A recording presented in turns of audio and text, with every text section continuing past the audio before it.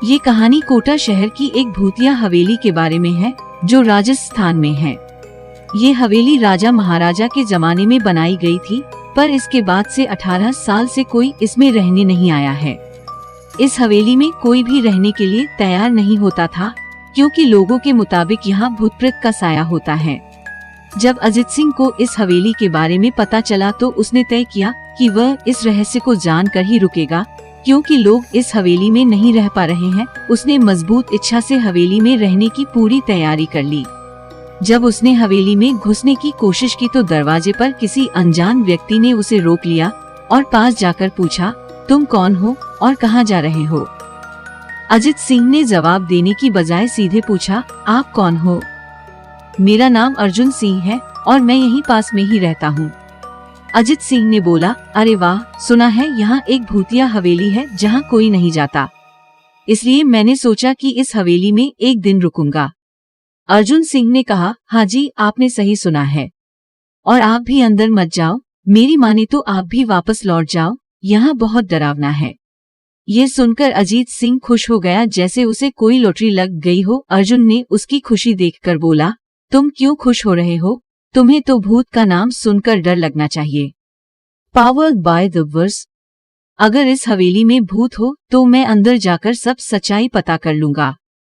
इतना बोलते ही अजीत सिंह हवेली में चले गए। बस अंदर जाके अजित ने अपनी बैग को साइड में रखा और हवेली के सारे कमरों की जांच कर ली। वहीं अचानक उस कमरे में लाइट का एक बल्ब चालू बंद होने लगा, लेकिन अजीत ने उस पर ध्यान नहीं दिया।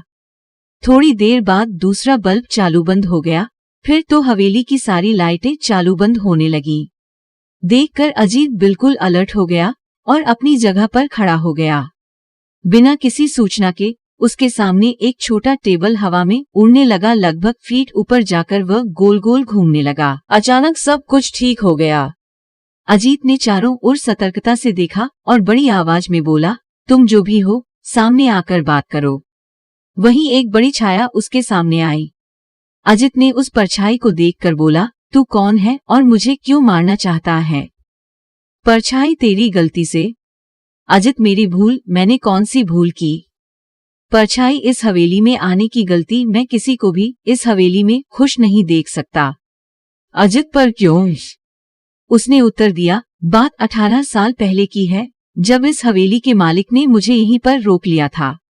इस वजह से मेरी आत्मा इस हवेली में घूमती रहती है। मैं किसी को भी इस हवेली में रहने नहीं दूंगा, क्योंकि इस हवेली में मेरा खून हुआ था। इस हवेली में रहने वाला किसी की मौत होगी। अजित ने बोला, मैं तुम्हें असली में देखना चाहता हूँ। मैं तुम्हारी वांछा पूरी कर दूंगा जब तक तुम्हें मार नहीं डालता। और उस परछाई ने एक भयानक डरावना रूप ले लिया। उसका चेहरा इतना डरावना था कि अजीत भी एक क्षण के लिए डर गया था, लेकिन फिर उसने खुद पर काबू पा लिया। बाद में उसने अपनी जेब से सफेद पाउडर निकाला और उस भूत के ऊपर फेंक दिया। भूत के पैर पर पाउडर गिरते ही वो जलने लग गया। बड़ी बड़ी ज्वाला उठने लगी। उसके बाद अजीत ने चैन से सांस लिया और वहीं पर सो गया। दूसरे दिन सुबह जब अजीत सही सलामत हवेली से बाहर आते देख अर्जुन को हैरानी हुई। अर्जुन ने अजीत से पूछा, तू कैसे जिंदा है? जब अजीत ने कल रात की घटी हुई घटना को पूरी तरह से बताया और बोला कि अब ये हवेली भूतिया नहीं रही।